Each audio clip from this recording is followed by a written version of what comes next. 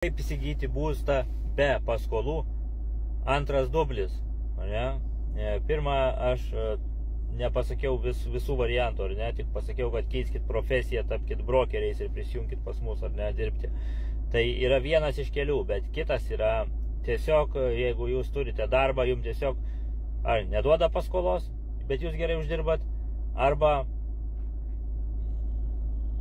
tiesiog nenorit paskolos, bet išsimokėtinai, pavyzdžiui, galėtumėt.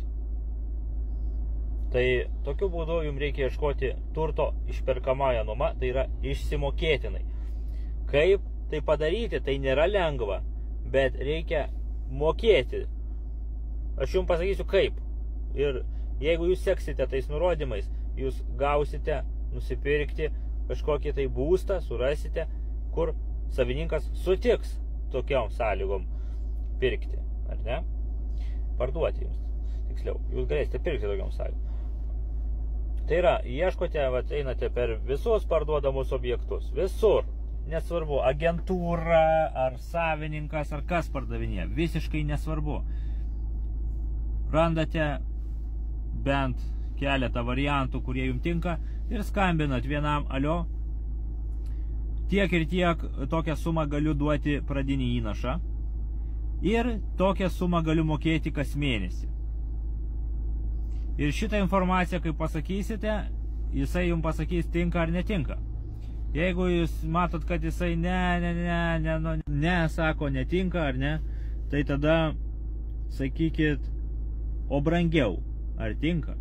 Jeigu aš pirksiu brangiau, vat jis nori, tarkim, 30 000, jūs sakot, brangiau. Kiek tas brangiau? Sakyk, 35. Ir išsimokėtinai. Ir taip pabandykit pakelti kainą. O jūs kainą galite kelti, nepergyvenkit, pinigai nuvertėja, vienu žodžiu,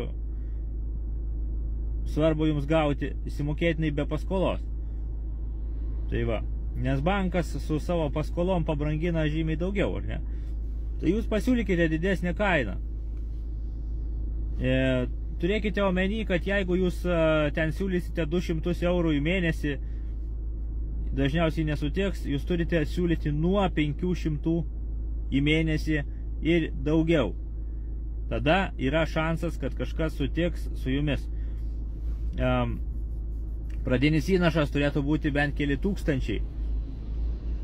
Ir kuo didesnis pradinis įnašas, to labiau susigundys savininkas. Bet čia jau pagal jūsų galimybės, ar ne? Tai išsimokėtinai nusipirkti galite turtą. Ir jau pradedat mokėti ir pradedat gyventi. Galima taip daryti. Galima susitarti taip, kad negyvenat jūs tenai, bet mokat, ir kai išsimokėsit, tada jūs gausit turtą. Bet taip greičiausiai jums netinka, nes jums reikia kažkur gyventi, ar ne? Čia nebent kai antrą ar trečią turtą perki, taip gali daryti, ne? Bet jūsų vienintelis turtas taip, tai ieškokite, išperkamąją nuomą, taip toliau.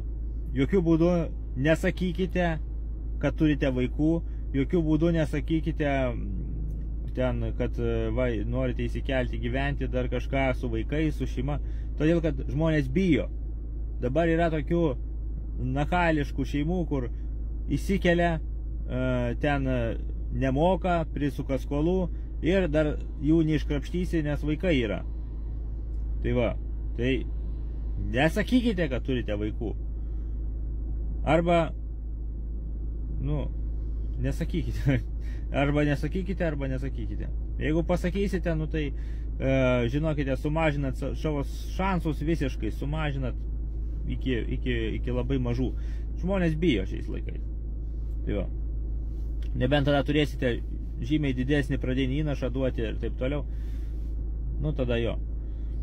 Tai va, tokie patarimai būtų, kaip be paskolos įsigyti turtą. Tai va, tai buvo pirmas būdas, praeitame video sakiau, tapkite brokeriais, prisijungkite prie mūsų, dirbkite su tuo turtu ir jūs daugiau pradėsite dėmesio skirti į tą turtą, jums pas jūs jisai atsiras. Jūs galbūt turėsite jau iš ko rinktis, galų gale nusipirkti galėsite pigiau, dvigubai pigiau ar panašiai, jeigu jūs dirbsite šitoj profesijoje, todėl kad tie, kurie patyrė šitoj profesijoje, jie žino, kaip nusipirkti, kaip gauti dovanų, kaip išsimokėtinai gauti. Visus tuos dalykus žino iš patirties.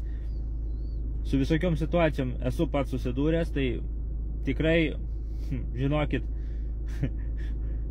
3 kartus, 5 kartus pigiau galiu gauti turtą, kai kurį turtą. Jeigu man reikėtų gauti dabar namą, sodybą ar kažką, man reiktų vos poros tūkstančių ir aš gaučiau.